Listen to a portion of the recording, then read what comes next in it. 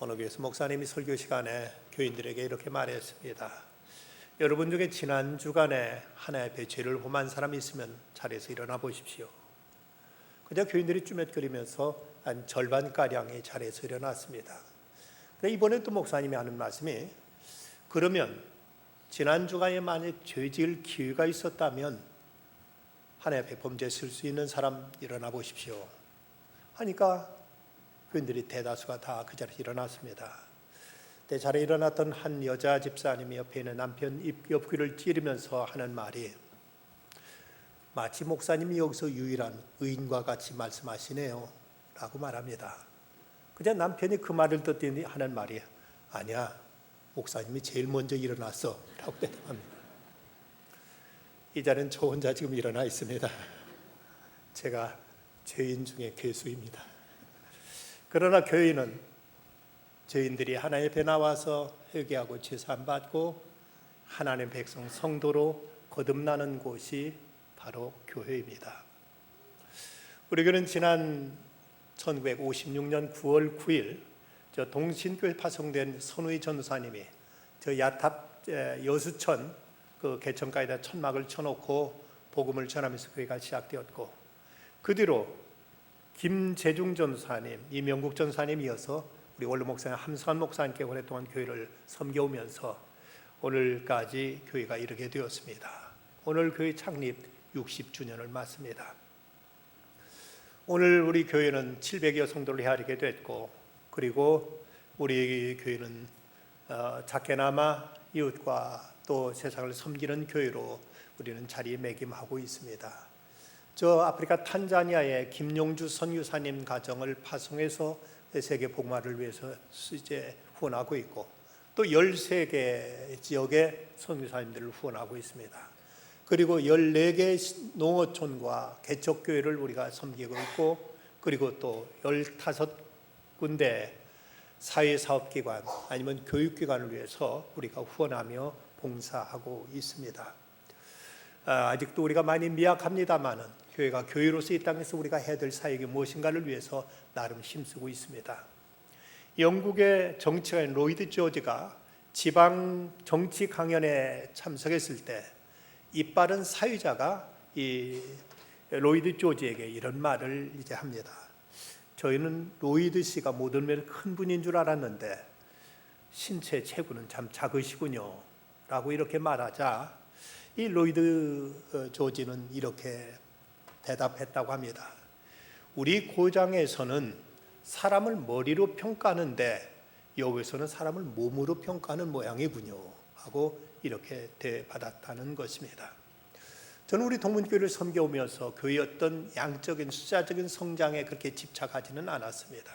단지 교회가 하나님 앞에 바른 교회, 세상에서 아름다운 교회가 되기를 저는 늘 열망하고 이를 위해서 노력해 왔습니다. 하나님의 말씀이 바르게 선포되고, 그래서 예배가 살아있는 교회, 나아가서 어린 자녀들, 우리 어린 세대들을 양육하고 키워서 다음 세대를 준비하는 교회, 그리고 세상에 나가 복음을 전하고 그리고 세상을 섬기는 교회가 되기를 그동안도 소망하고 이런 교회가 되기를 지향해 왔습니다. 미주 한국일보 정숙희 기자가 그들은 왜 교회를 떠났을까라는 책을 썼는데, 거기서 그는 한국교회를 떠난 사람들, 그들이 많아지면서 또 그들 가운데는 어느 교회를 선택하고 어느 교회를 다녀야 될지를 고민하는 이유를 바로 사람들이 교회에 대해서 실망했기 때문이라고 말하고 있습니다. 근데 교회에 대해 실망하는 가장 큰 이유는 먼저는 목회자에 대한 실망, 그리고 교인들에 대한 상처를 받았기 때문이라고 지적합니다.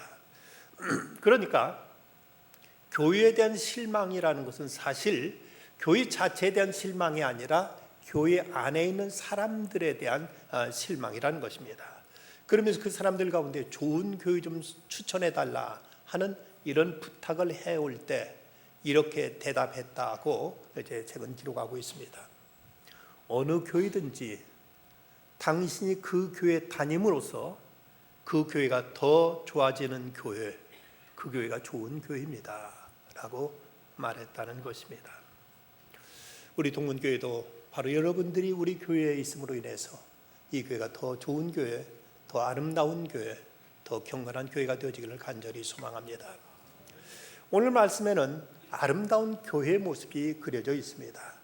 교회를 그토록 핍박하던 사울이 스데반을 죽이는데도 가담했고 그것으로도 직성이 풀리지 않았는지 저 멀리 다메섹까지 쫓아가서 그 믿는 사람을 잡아오려고 가던 도중에 그는 예수님을 만나게 됩니다. 예수님을 만났을 때 그는 예수 그리스도가 곧 하나님의 아들이 하나님이시라는 사실을 깨닫고 그는 즉각 그때부터 이제 그리스도를 전하게 됩니다.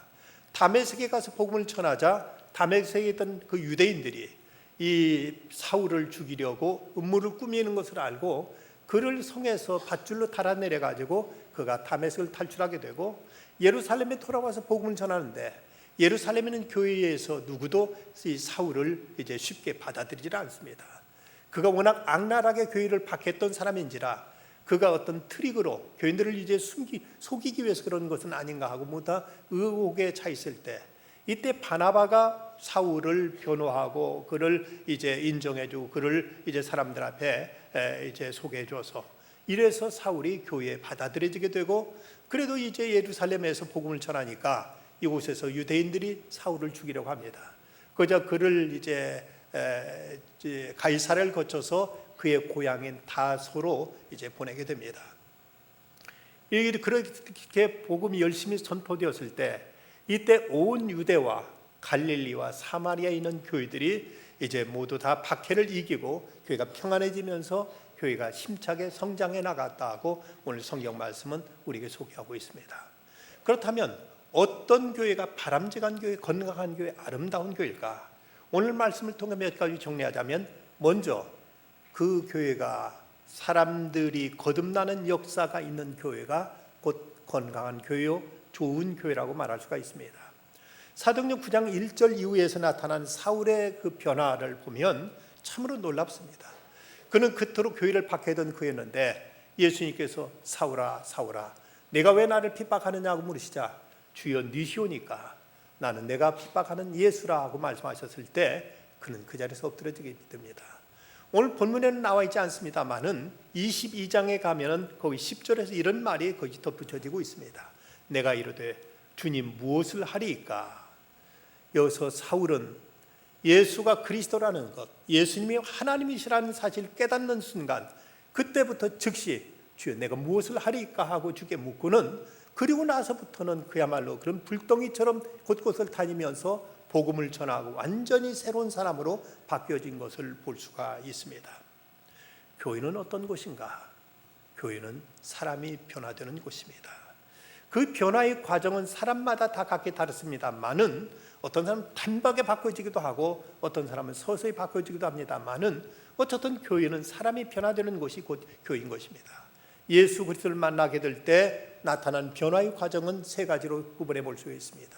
첫째는 신분의 변화로서 이제 죄인이 하나님의 자녀로 거듭나고 성도로 구원받게 되는 이 구원의 역사가 첫 번째 변화요. 두 번째 변화는 이제 땅의 것을 추구하던 사람이 저 높은 것, 저 고상한 것, 하늘의 신령한 것을 추구하는 이런 가치관의 변화가 일어나게 됩니다. 세 번째 변화는 오직 자기 자신밖에 모르던 사람이 이웃을 위하고 사회를 생각하고 어려운 이웃들을 돕고 사랑하는 이런 생활의 변화로 나타나게 되는 것입니다. 인도에서 힌두교를 신봉하던 한 여자가 선교사님의 전도를 받고 예수 그리스도를 영접하게 됩니다. 아니나 다를까 그 남편이 그녀를 그렇게 심하게 핍박하고 박해했습니다. 그때 그 선교사님이 그녀에게 물었습니다. 남편이 화내고 야단치고 핍박하면 어떻게 합니까? 그저 여자의 대답은 예상 밖이었습니다. 예, 저는 그날 음식을 더 맛있게 요리합니다. 만일 불평을 쏟아놓으면 저는 집안을 더 깨끗하게 청소합니다. 그리고 제게 욕하면 더 부드럽게 대합니다. 저를 때리면 다가가서 저를 때린 손이 아프지 않느냐고 위로해 줍니다. 그리스도인이 되었기에 더 훌륭한 아내와 훌륭한 엄마가 된 것을 증명하려고 최선을 다합니다. 선교사님이 그토록 열심히 그 남편에게 전도하려고 했지만 전혀 꿈쩍도 않던 남편이 드디어 이 아내의 변화된 모습을 보더니 주인 부모로 돌아오게 되었다고 합니다. 이것이 진정한 그리스도인의 모습입니다. 이제 이 초대교회의 또 아름다운 두 번째 모습은 예수 그리스도를 전하는 교회였던 것입니다. 어떤 교회가 건강한 교회고 바람직한 교회냐? 바로 그리스도를 전하는 교회가 건강한 교회라는 사실입니다. 29절 보면 또 주 예수의 이름으로 담대히 말하고 헬라파 유대인들과 함께 말하며 변론하니 그 사람들이 죽이기로 힘쓰거늘. 그런데 이 사울은 예수님을 만나자마자 즉시로 각 회당에서 예수가 하나님의 아들이심을 전파했다고 20절에는 이렇게 증거하고 있습니다. 사울은 그가 그토록 이제 예수 그리스도는 당시 유대인들이 섬기던 하나님께 대한 신앙을 이걸 왜곡시키고 훼손시키는 이단이라고 생각했다가 예수 그리스도가 곧 하나님이라는 사실을 깨달았을 때 그는 그때부터 완전히 변해서 그때부터 그야말로 목이 터져라 복음을 전하면서 세계 방방곡곡을 뛰어다녔던 사람입니다. 살아있는 교회는 교회에 나오면 사람들이 예수님을 만나게 되고 예수님을 만난 사람은 누구나 예수 그리스도를 전하기에 마련입니다. 어떤 극도로 실망한 상태에 있던 사람이 예수나 믿어보자고 생각하고 제 발로 교회에 나갔습니다. 그런데 그날 교회에 처음 나간 날 하나님 말씀을 듣고 그 마음에 변화가 되어서 그 예수님을 영접하게 됩니다. 그리스도를 영접하고 보니 얼마나 마음의 평안과 자유가 있는지 몰랐습니다. 그런데 그때 그 사람이 교회를 나가면서 한마디 뱉은 말이 심히 충격적입니다. 이 사람이 한 말은 예수 믿는 사람들, 나쁜 사람들, 이렇게 좋은 예수를 왜 저들끼리만 믿고 왜 그동안 나한테 전해주지 않았느냐 하며 그 입에 나온 말은 예수 믿는 사람들, 나쁜 사람들이라고 내뱉고 나가더랍니다. 여러분 한번 생각해 보십시다. 여러분 주위에 있는 가족이든 친지든 친구든 이웃들 가운데 그들에게 내가 복음을 전하지 않았을 때 그들이 장차 지옥에 떨어지는 순간 우리한테 얼마나 원망하겠습니까? 얼마나 우리에게 섭섭해하고 우리에게 욕하겠습니까? 이것은 지어낸 얘기만이 아니라 얼마든지 있을 수 있는 일이 아니겠습니까? 후안 카를로스 오르티지 목사님이 쓴 제자입니까? 라는 책에 보면 이런 얘기가 소개되고 있습니다. 아르헨티나는 한 사람도 예수님께로 인도하지 못했다고 스스로 말하는 한 할머니가 오랫동안 교회 출석하다가 어느 순간에 예수님이 이웃사랑에 대한 마음을 그에게 불어넣으셨습니다. 그러자 그녀가 어떻게 예수님의 사랑을 전할까 하다가 마침 이웃집에 새로운 가정이 이사 오게 되자 그 집에 이제 커피와 도넛을 가지고 가가지고는 이제 그들에게 전해주면서 여기 먹을 것 좀 가지고 왔습니다. 방금 이사 와서 뭐 해먹을 수가 없지요. 내가 이제 뭔가 필요한 것이 있다면 또 이제 그 도와드릴 테니까 뭐든지 말씀하십시오. 식료품 좀 저 골목 저 그 이제 코너에 있습니다. 그리고 뭐든지 문제 궁금하면 물어보십시오라고 말합니다. 이 할머니는 음식을 가져가서 그 애들에게 구체적으로 복음은 전하지 않았지만 이제 저들에게 하나하나 친절히 모든 전하면서 뭐든지 필요하면 내게 말씀해 보세요. 기쁘게 도와드리겠습니다 하고 이렇게 말하자 저들은 한 달 후에 모두 다 이 할머니를 따라 교회에 나와 예수님을 영접하고 세례를 받게 되었다고 합니다. 초대교회의 모습처럼 우리에게 이런 놀라운 기사와 이적은 일어나지 않을지라도 우리 가운데 이런 그리스도의 사랑만 우리에게 이제 풍성하면 어떻게든 사람들은 주임을 알게 될 것이고 그리스도 앞으로 나오는 역사가 반드시 일어나게 될 것입니다. 이것이 바로 성령의 역사요, 이것이 우리를 통해서 이루시는 하나님의 거룩한 역사임을 우리는 잊지 말아야 될 것입니다. 그런가 하면 좋은 교회, 건강한 교회는 사람을 세워주는 교회입니다.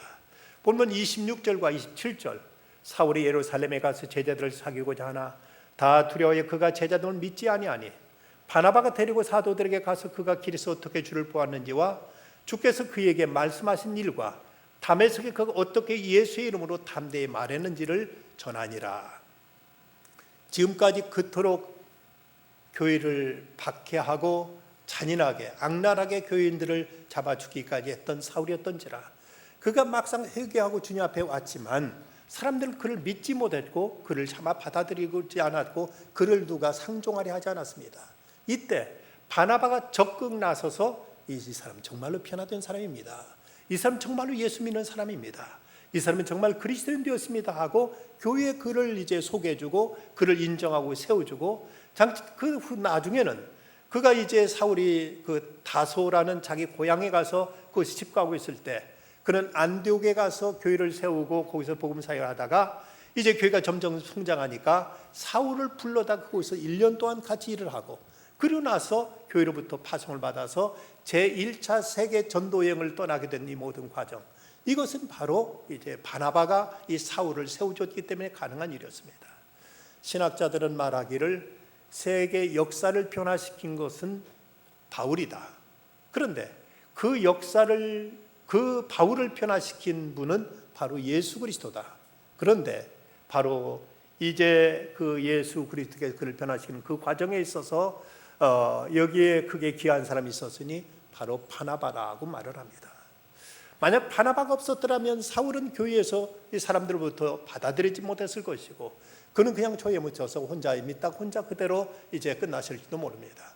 그러나 비록 그가 지난날 허물이 있었고 그에게 이런저런 과격 감성도 있었지만 그를 인정해주고 그를 믿어주고 그를 세워준 사람이 있었기에 이 사울은 바울이 되어서 세계 역사를 변화시키는 이런 위대한 일을 할 수 있었던 것입니다. 미국의 노스캐롤라이나주에 있는 빌리 그레엄 기념관 입구에 그의 부인인 루스 그레엄 여사의 그 묘소가 있고, 그 묘소에는 그 비문에 이런 글귀가 적혀 있다고 합니다.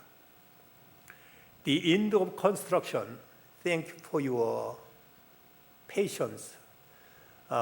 그동안 공사 끝, 그동안 인내해 주셔서 감사합니다 하는, 길거리에 이제 공사하다 보면 거기에 이제 그 사과문 같은 써놓은 팻말, 이 글귀가 거기 그대로 적혀 있었던 것입니다. 여기에 그 적혀 놓게 된 것은 루스 그리엄 여사가 차를 타고 가다가 어느 곳에 이제 공사 끝났다고 그동안 잘 이제 참아주셔서 감사합니다는 글귀가 있는 걸 보고 문득 그 마음에 깨달음이 오기를, 저 글귀를 내 묘비명에 썼으면 좋겠다 하고 이것을 이제 유언에 남기면 그것이 써지게 된 것입니다. 이분의 생각은 바로 그겁니다. 자기가 나름대로 얼마나 문제점이고 부족하고 허물 많은데 얼마나 사람들에게 이렇게 저렇게 부담도 주고 사람들에게 때론 짐이 되고 사람들에게 어려움을 끼쳤을까.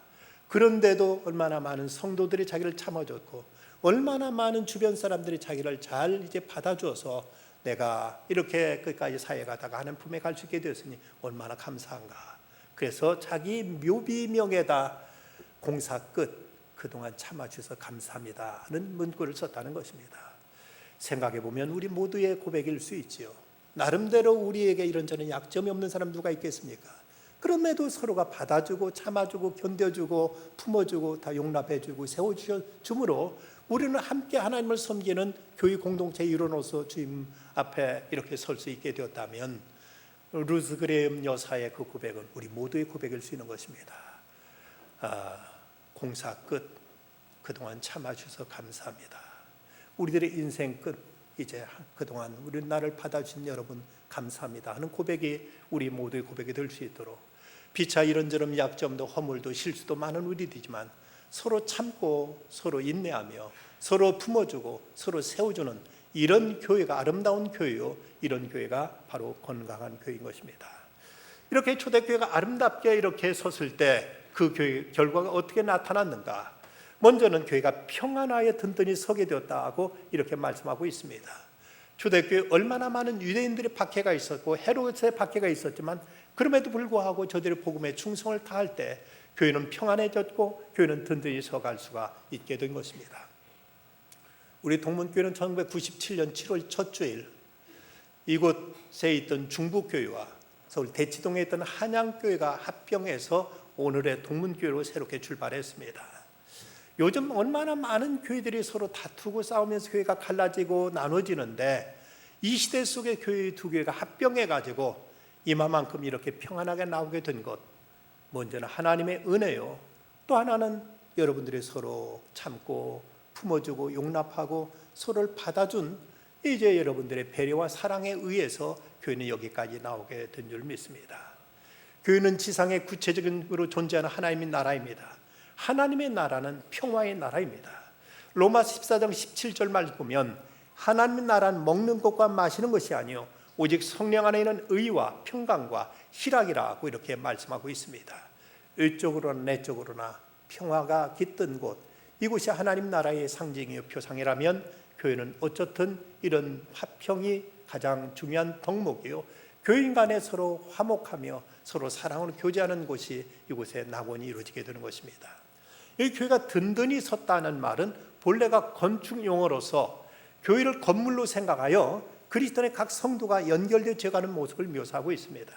이 말씀은 에베소 2장 20절로 22절 말씀이 그대로 나타나는데, 너희는 사도들과 선지자들의 터 위에 세우심을 입은 자라.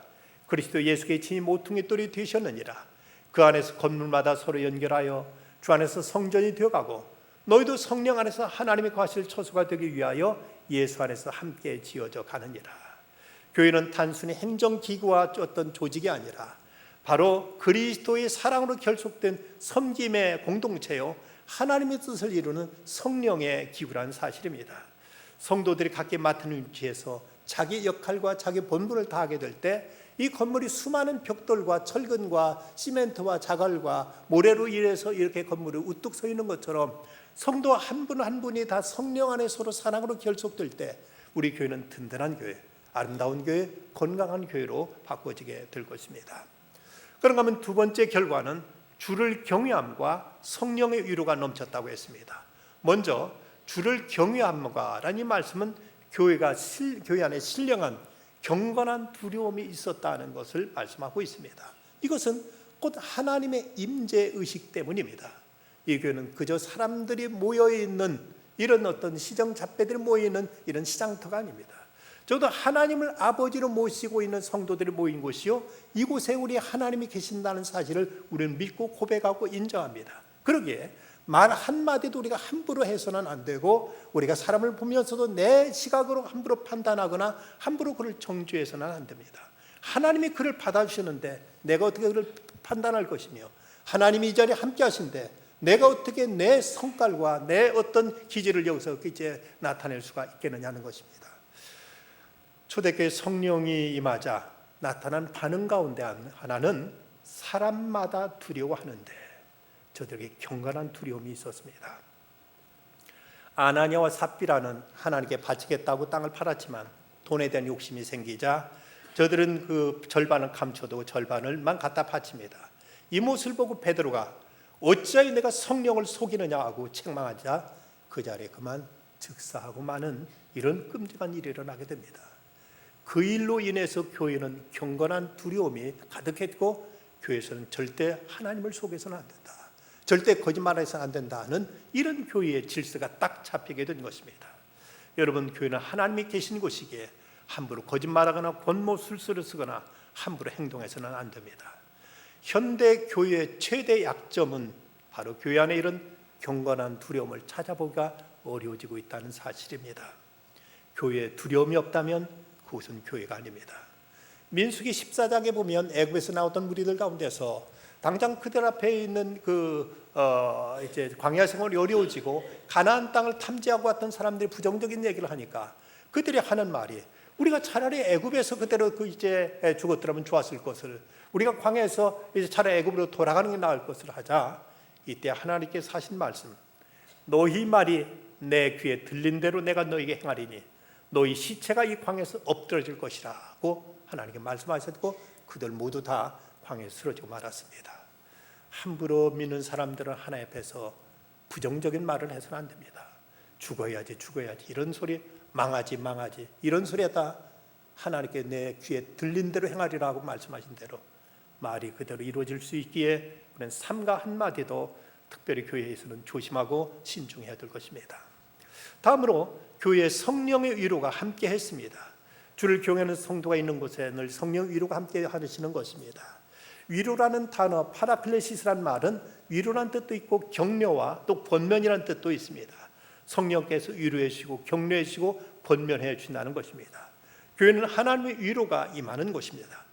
루즈벨트 대통령이 출석하던 워싱턴 교회에 어느 날 전화가 걸려왔습니다.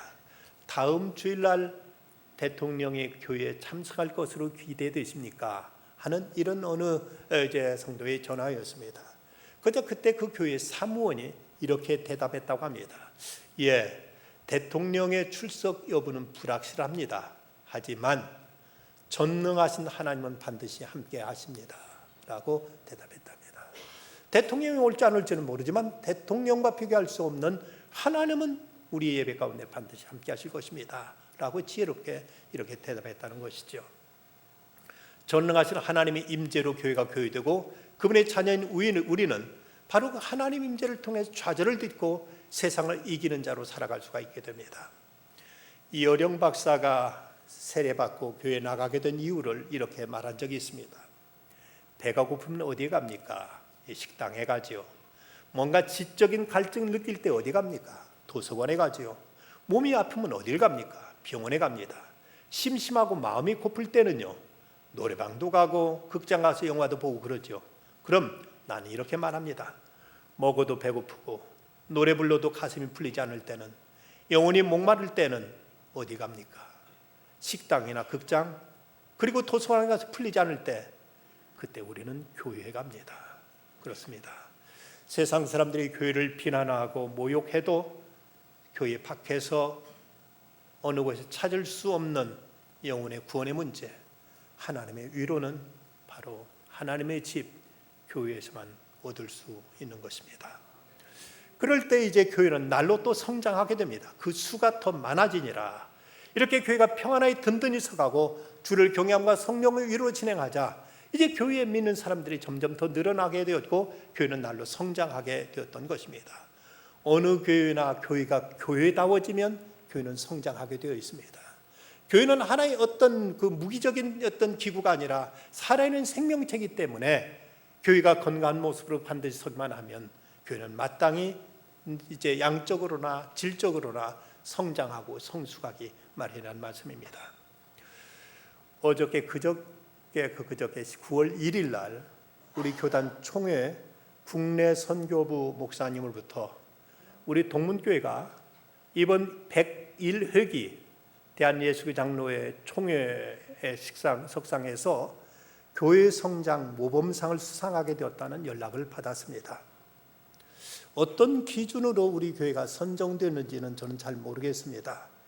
그러나 우리 교회가 대폭적인 숫자적인 큰 성장을 이룬 것은 아니지만 감사한 것은 지금까지 꾸준히 지속적으로 성장해 온 것이 감사한 일이고, 무엇보다도 우리 교회가 전 연령대가 골고루 분포되어 있는 것은 이것은 참으로 감사하고 아름다운 성장이라고 저는 자랑하고 싶습니다. 대체로 이 교회들을 보면 남녀의 성비가 한쪽에 치우쳐서 대다수 한국 교회들은 여자가 절대다수, 남자는 극소수고, 그리고 지금 현대 교회들 가운데는 거의 다 노령층으로 교회가 가득 차 있고 젊은 세대들이 거의 없습니다. 그런데 우리 교회는 어린 갓난아이들부터 노인에 이르기까지 전 세대가 골고루 퍼져 있고 남녀 비율도 어느 교회에 비해서 남녀가 거의 균형을 이루어가고 있는 모습은 우리 교회의 건강한 모습이 아닌가 생각됩니다. 우리가 숫자적으로 큰 성장을 이루지 못했다 할지라도 이 모습이 하나님 보시기에 또 이제 이런 총회에서 보기에 건강한 모습으로 여겨서 우리 교회가 선정된 것이 아닌가 하는 생각을 갖습니다. 세들백 교회 릭 워렌 목사님 이런 말을 한 적이 있습니다. 군대의 능력은 식당에 앉아서 밥을 먹는 사람 몇 명인가에 달려있지 않고 총을 들고 전쟁터에 나가는 사람이 얼마냐에 달려있다. 그렇다면 하나님의 교회의 아름다움도 몇 명이 앉아서 예배드리냐에 달린 것이 아니라 얼마나 많은 사람을 보내느냐에 달려있다고 이렇게 말한 바가 있습니다. 발지압을 하는 사람들의 이야기는 그 발에 모든 신경이 다 연결되어 있어서 발만 보면 그 사람의 건강을 알 수 있다고 말합니다. 이야기는 우리 교회에도 그대로 적용될 수 있다고 여겨집니다. 그 교회의 하나님 앞에 경건히 예배드리기 위해서 찾아오는 발걸음이 얼마나 잦고 얼마나 많은가, 교인들이 서로 사귀고 서로 교제하기 위해서 얼마나 자주 만나고 있는가, 교회에서 이제 세상을 섬기기 위해서, 세상에 나가 복음을 전하기 위해서 이제 이곳저곳으로 달려나가는 발걸음들이 얼마나 활발한가가 바로 그 교회 건강의 척도를 나타내는 일이라고 봅니다. 우리 교회 이렇게 하나님 앞에 나와서 예배하는 것, 주일 오전 예배만이 아니라 우리는 오후 예배에도, 수예배도, 기도에도 함께 나와서 예배드리는 발걸음이 늘어날 때 교회는 더 건강해질 수 있는 것이고, 교인들이 서로 모여서 서로 교제하고 구역 예배 드리고 하는 모습을 통해서 교회의 건강성은 더 도모되어질 수 있고, 우리는 저 티베트와 땅끝까지 나가서 복음을 전하며 이웃짓을 위해서 우리가 생수를 나눠주며 이렇게 저렇게 봉사하는 모습을 통해서도 우리 건강은 더 우리는 이제 다져질 수 있음을 잊지 말아야 됩니다. 변두리에서 이발소를 운영하던 서아무개 집사님, 근처의 작은 교회에 출석하며 순박한 성도를 함께 오순도순 재미있게 신앙생활하다가 그만 그 도심부에 가서 이발소를 큰 곳에 가서 이발소를 하겠다고 이사를 가게 되자 온 교인들이 섭섭해하며 눈물 지으며 그를 위해서 축복해주고 기도해 주었고 헤어졌습니다. 그런데 이 서집사님이 한 달 남짓 되니까 이제 그만 다시 돌아왔습니다. 그래서 이제 얼마 안 되게 바로 돌아온 것에 대해서 아마 가서 많은 큰 어려움을 겪었는가 보다 하고 모두 다 이제 마음속으로 말은 못했지만 염려해 있습니다. 근데 이 집사님이 돌아와서 다시 이발소를 운영하면서 이발을 하면서 이런 이야기를 털어놓습니다. 그곳에 큰 교회에 나가게 됐는데 부모들이 주일에도 아이들 공부시키느라 아이들은 교회에 안 보내서 학생들이 거의 없었습니다. 우리 큰딸은 주일에 교회에서 피아노 반주와 주일학교 교사로 봉사했는데 그곳에서 함께 신앙생활한 친구가 없었습니다. 그리고 그곳 교인들은 모두 세련되어서 큰 차를 몰고 좋은 옷 입고 교회 와서 저 같은 사람 눈치가 보였습니다. 예배가 끝나면 교인들은 부동산, 주식, 여행, 골프 등 이런 것으로 살아기가 바빴습니다.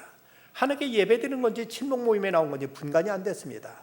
저는 작지만 좋은 교회에서 주일에 온 가족이 함께 은사에 따라 하나님을 섬기며 기쁘게 신앙생활하고 싶어서 다시 돌아왔습니다 라고 이렇게 말하더랍니다.